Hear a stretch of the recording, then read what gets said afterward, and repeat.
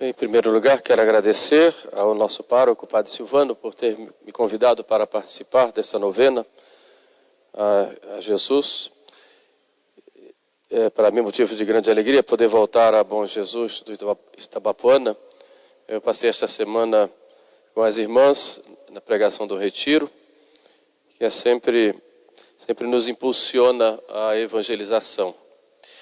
E o tema que me foi dado hoje foi a respeito da igreja. Falar da igreja é falar da nossa família. É a nossa família, a igreja que nosso Senhor fundou, que brota do seu lado aberto, é obra do seu amor para conosco e que nos guarda, nos protege e nos encaminha para o céu. Jesus fala por duas vezes o termo igreja, eclésia em latim e em grego, vem do grego eclésia. O termo eclésia significa assembleia e já era usado no Antigo Testamento para falar da assembleia do povo diante do seu Deus. E no tempo de Cristo era muito claro isso. Igreja, assembleia do povo diante do seu Deus. E Cristo fala da fundação, da criação, da edificação de uma igreja. Ele, quando promete o primado a Pedro, diz: Tu és Pedro, e sobre esta pedra eu edificarei a minha igreja. Portanto, Cristo tem uma igreja, tem um povo, tem uma família nova, uma nova humanidade que vai brotar da cruz. Em outro momento, ele fala da igreja como aquela que recolhe os seus filhos, mas também que castiga os seus filhos. Quando diz: se não quiser ouvir a igreja, seja considerado um fariseu. Está lá no texto de São Mateus, capítulo 18. Portanto, Cristo fundou uma igreja. A igreja que ele compara com uma rede lançada ao mar que colhe todas as espécies de peixes, bons e maus, ou um campo onde se semeou o trigo e depois veio o inimigo e semeou o joio. Também a igreja é comparada a uma cidade situada sobre um monte, ou a um rebanho do qual ele é pastor. O fato é que ele fundou uma igreja, a igreja de Cristo, como nós dizemos. E a igreja, então, tem esse sentido, ser esse povo de Deus, essa família. São Paulo usa uma outra expressão quando compara a igreja ao corpo, e ao corpo místico de Cristo, do qual ele é cabeça. Também nosso Senhor compara ele sendo o tronco e nós somos os ramos. O fato é que Cristo fundou uma igreja. E eu insisto nesse ponto exatamente porque hoje há uma tendência em alguns grupos, até dentro da igreja, que vieram do modernismo ou chamado progressismo, que negam isto. Dizem que Cristo fundou um reino, mas falou de um reino, nem fundou, fez a mensagem de um reino, depois vieram os homens e fizeram a igreja. Por isso, se for nessa linha, todas as igrejas, como se dizem, são boas e todas elas são caminhos de Cristo. E não é verdade, porque Cristo fundou uma igreja só. Tu és Pedro, e sobre esta pedra edificarei a minha igreja. Ele não disse várias igrejas, portanto tem uma igreja. E essa igreja, o que é? É o sacramento de salvação. O termo sacramento é uma tradução para o latim do grego. Sacramento é mistério. Portanto, dizer igreja sacramento de salvação é dizer que a igreja é mistério de salvação. É o mistério do amor salvífico de Deus que enviou o seu Filho para resgatar a humanidade que tinha caído no pecado e levar a humanidade para o céu, para a salvação. Então a igreja é este grande mistério do amor de Deus que nos salva mediante a morte de seu Filho na cruz e a aplicação desses merecimentos de seu Filho. Então a igreja é sinal de salvação, da salvação que Cristo realizou na cruz, que vem e que está presente no mundo como o próprio Cristo. Quer ouvir a Cristo, ouve a igreja. Quando nosso Senhor diz: quem vos ouve, me ouve, quem vos despreza, me despreza.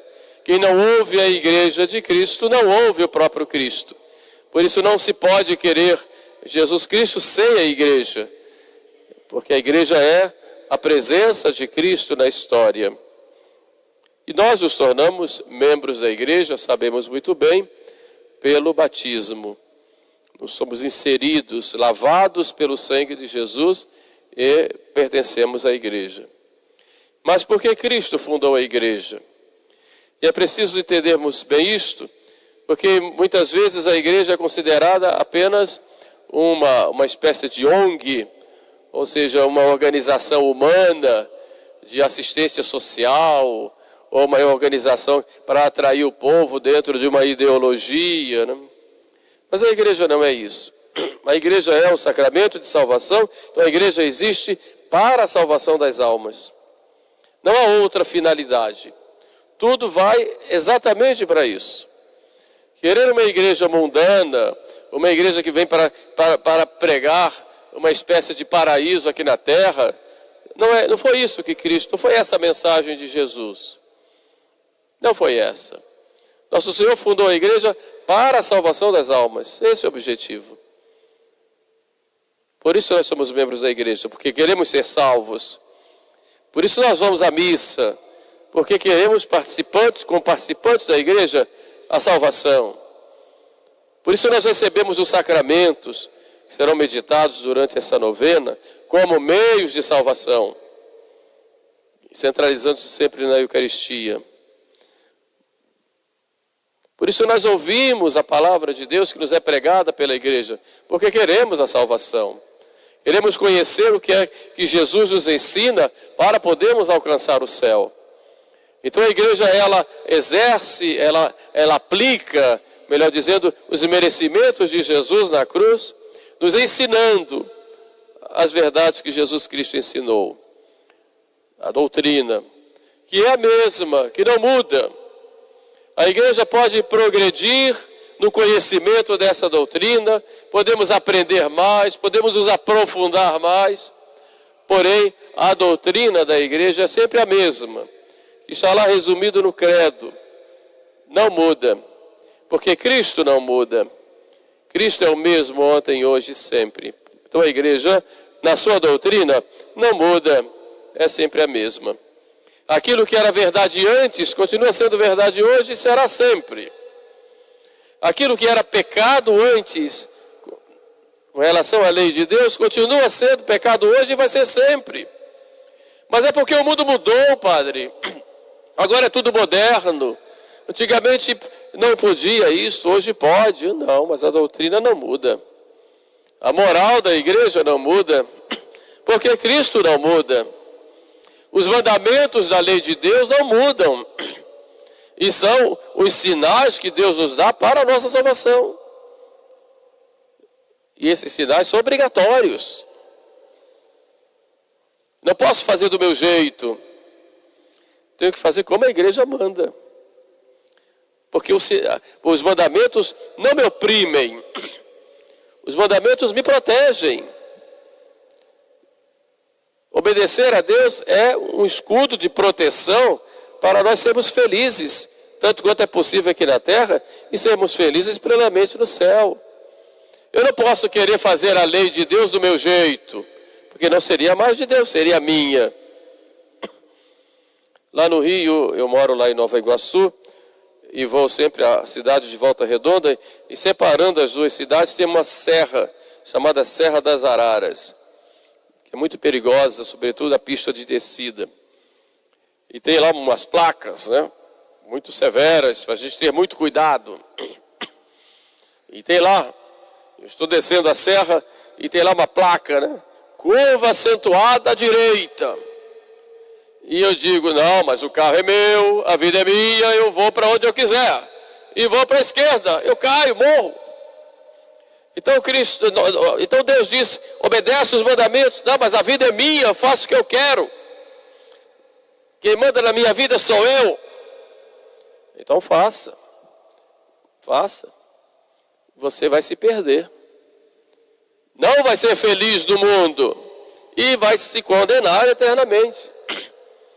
Então a igreja, ela nos transmite esses mandamentos de Deus, nos dá os mandamentos próprios dela, que a gente conhece como mandamentos da igreja, para nos protegerem e para que nós possamos assim alcançar o céu.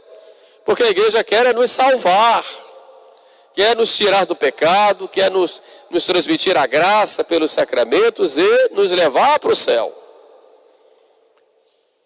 Mas se nós quisermos fazer as coisas do nosso jeito, não vamos encontrar a felicidade aqui na terra. Impossível, sem Deus é impossível. E muito menos no céu. E hoje existe essa tendência nas pessoas de quererem fazer a religião do seu jeito, segundo o seu gosto. Eu gosto disso, gosto daquilo. Em termos de fé, nós temos aqui crer. Eu creio, Senhor. E vou procurar viver segundo a minha fé. Não é o que me agrada, mas é o que vos agrada que eu vou fazer. E a igreja, ela salva através, como eu disse, dos sacramentos, que são sinais sensíveis e eficazes da graça de Deus. Começando pelo batismo, que nos torna cristãos, filhos de Deus, membros da igreja. O batismo que nos chama à santidade. Quando fomos pequenos, fomos batizados, dizia o Papa São João Paulo II, o padre nos perguntou, queres ser batizado? E nós respondemos pelos pais e padrinhos, sim, quero. Mas era como se o padre estivesse perguntando, queres ser santo? Sim, quero. E Deus então nos chamou à santidade e deu para a igreja os meios para sermos santos. E o batismo então foi o primeiro. Nos tornou filhos, participantes da vida do próprio Deus, tendo a graça e a vida divina em nós. Depois os outros sacramentos foram nos acompanhando, que tem a sua centralidade no sacramento da Eucaristia, que é o maior dos sacramentos. Enquanto os outros sacramentos nos transmitem a graça, a Eucaristia nos dá, a Eucaristia é para nós a fonte das graças, porque é o próprio Jesus que se dá a nós em alimento, que nos fortalece e que nos dá, nos encaminha para o céu. O pão dos anjos que se fez pão dos homens que caminham neste mundo. Por fim, a igreja nos santifica, nos conduzindo para o céu através dos nossos pastores. Por isso temos que amar e obedecer aos nossos pastores naquilo que diz respeito à nossa vida de caminhada para o céu. E devemos amar os nossos pastores. E a igreja de Cristo, ela tem uma hierarquia. O Papa para o mundo inteiro, o bispo para a sua diocese e o pároco na sua paróquia. E temos que amar o Papa, amar o bispo e amar o nosso pároco, porque eles são a presença de Cristo que nos encaminha para o céu. São pastores que nos levam, nos conduzem, nos ensinam, nos corrigem, nos encaminham para o céu. E temos que amar e respeitar os nossos pastores. Os padres são todos diferentes, não há um padre igual ao outro. Então, quando há mudança de pároco, as pessoas acham diferente. Eu gostava mais daquele, eu gostava mais daquele outro. Daquilo que tem de humano, né? Mas o padre é sempre padre, e é sempre Jesus que está ali. São Vicente de Paula, ele foi nomeado pároco de uma paróquia, mas tadinho, ele era muito bonito, era muito feinho, né? Novinho, feinho. Ele mesmo dizia, eu sou feio demais. Então chegou na paróquia dele, O povo até se assustou quando viu. Aí no primeiro sermão ele diz: olha só, eu sou padre, mas eu sou muito feio. Sou feio demais, mas eu sou o pároco de vocês. Eu sou o padre de vocês. Na verdade, a gente tem que olhar no sacerdote Jesus. Não a casca que tem por fora, mas olhar Jesus. São João Vianney dizia isso. Quando olhar o sacerdote, olha Jesus nele. Por isso ame Jesus no seu pároco. Cuide de Jesus no seu pároco. Respeite a Jesus no seu pároco. Porque ele representa a igreja que te conduz, te encaminha e te leva para o céu. E graças a Deus por termos párocos, e aqui na administração apostólica para nós é uma graça e um privilégio, que trabalham, que se esforçam, que se consomem com o único fim, que é a salvação de vocês. Horas de confessionário, horas de estrada, horas de estudos, cansaços, muitas vezes não consegue dormir direito, comer na hora certa, tudo difícil, só por um objetivo, para salvar as almas, para salvar vocês e levar vocês para o céu. É assim que a igreja age, com todo esse esforço, com todo esse cuidado e carinho de mãe. Por isso agradeçamos a Deus sermos membros da igreja, termos esses meios para nos santificar. Hoje nós vivemos uma grande crise na igreja, uma grande crise. E olhamos o exemplo aqui do Brasil, é muito triste. O Brasil, que já foi o país mais católico do mundo, chegamos a ter quase 100% da população brasileira católica. Hoje não chega nem a 50%. Muita gente saiu da igreja, muita gente abandonou a igreja. Menos da metade do povo é católico. E dessa metade, apenas 8% vai à igreja. Ou seja, de cada 100 pessoas, apenas 8 católicas, apenas 8 praticam a religião. 92 ficam em casa, vão para o churrasco, vão para o futebol, vão para as festas, vão pescar, vão fazer de tudo, menos, e são católicos. Isso é sinal de uma grande crise que nós estamos passando.